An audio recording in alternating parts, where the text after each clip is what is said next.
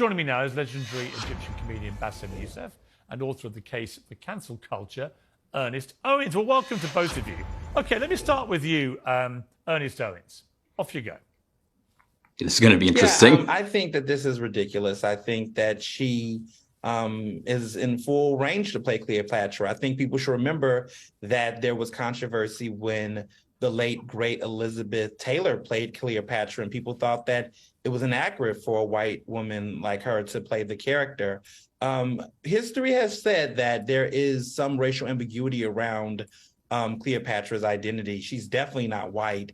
And I think to even assume that Egyptians do not carry some level of African ancestry that can have a darker skin complexion is also historically inaccurate. So I think she's more of the ideal of what Cleopatra would look like more than Elizabeth Taylor would be.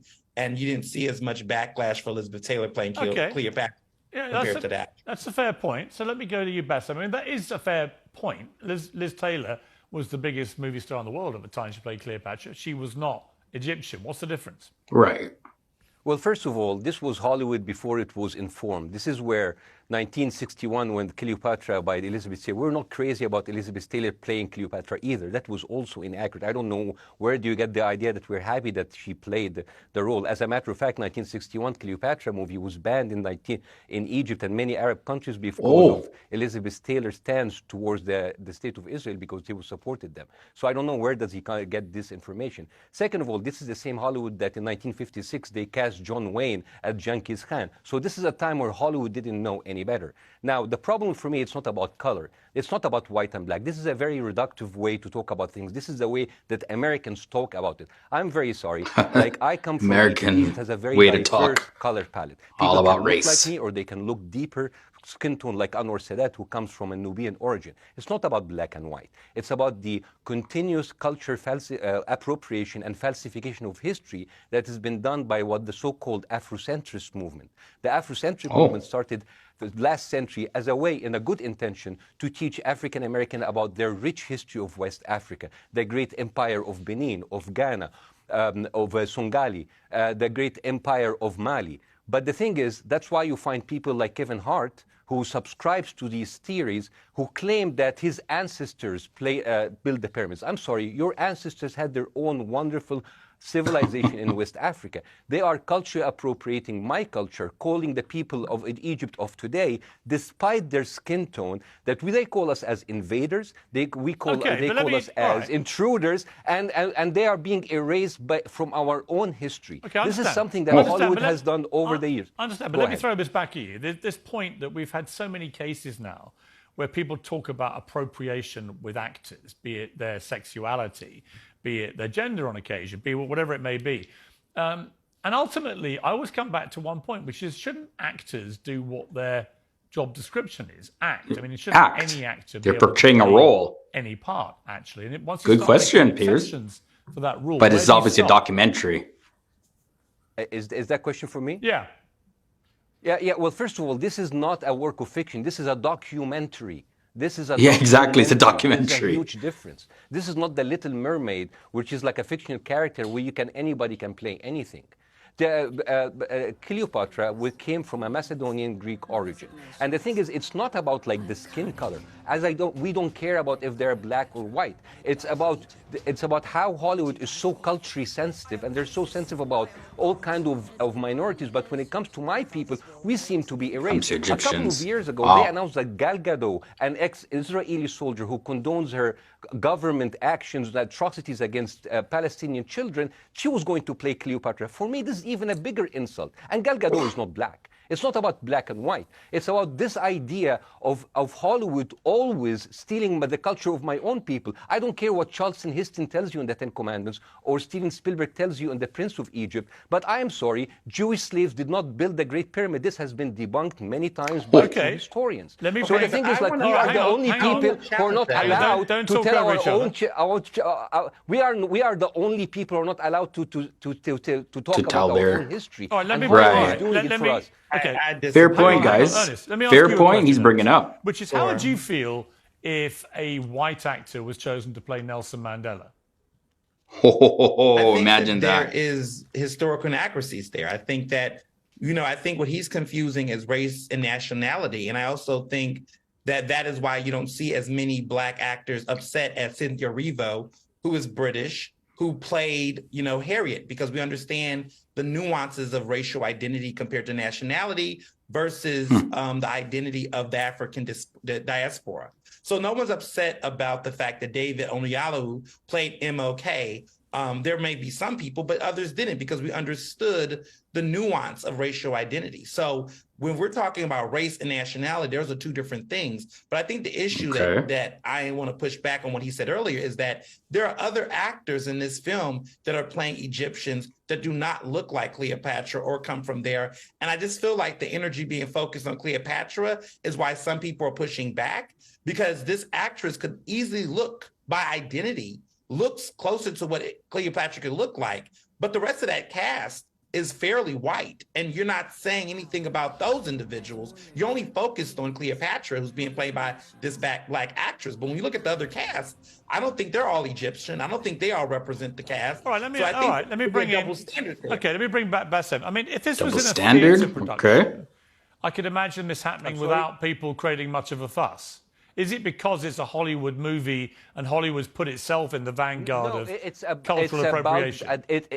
It's a documentary. Hollywood has been erasing my people from telling. We are not allowed to tell our own history. And I'm sorry, I have to disagree with the gentleman. It's not about, it's not just Cleopatra. Everybody in that movie, her court, everybody who's supposed to be Egyptian, they look like they came from West Africa, from the south of the Sahara. We, as Egyptians, are being called intruders and invaders in our own culture. This has been going on systematically. I don't want to wake up one day and find the Museum of the African American Culture and History claiming the stolen Egyptian artifacts in the British Museum to be theirs. And now I'm hearing that Zendaya, the very popular actor, who I would love her to play, but Zendaya ethnically is half Nigerian, half German, and now she's going to play.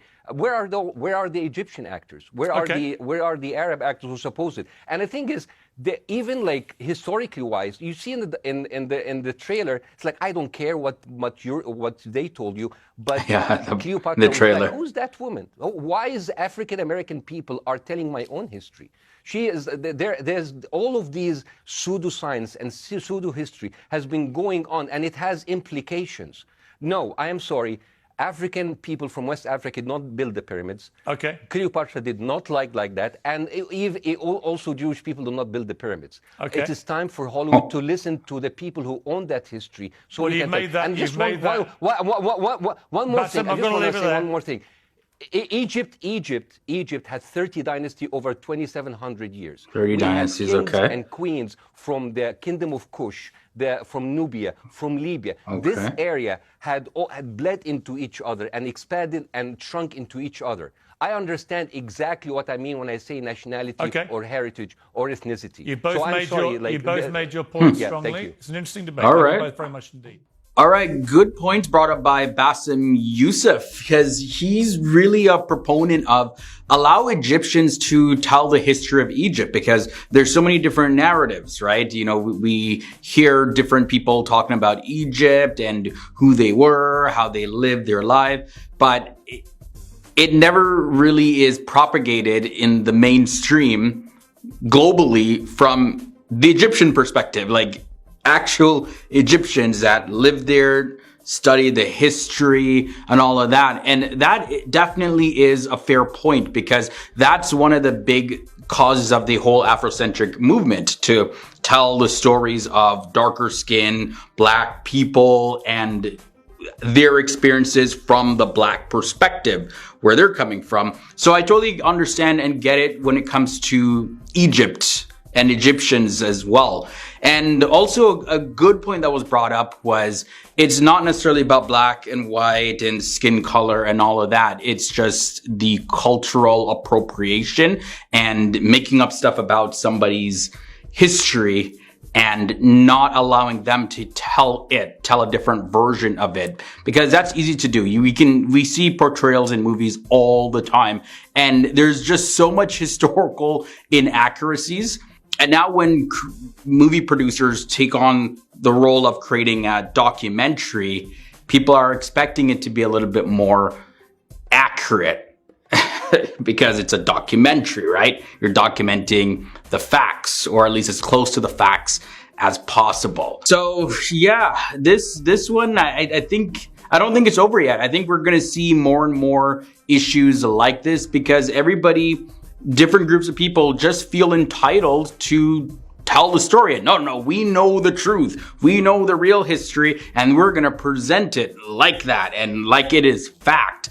This has been going on for years, you know, cultural appropriation and people arguing about culture and history and everything. So I would say that, okay, the documentary of Cleopatra is there. That's one voice.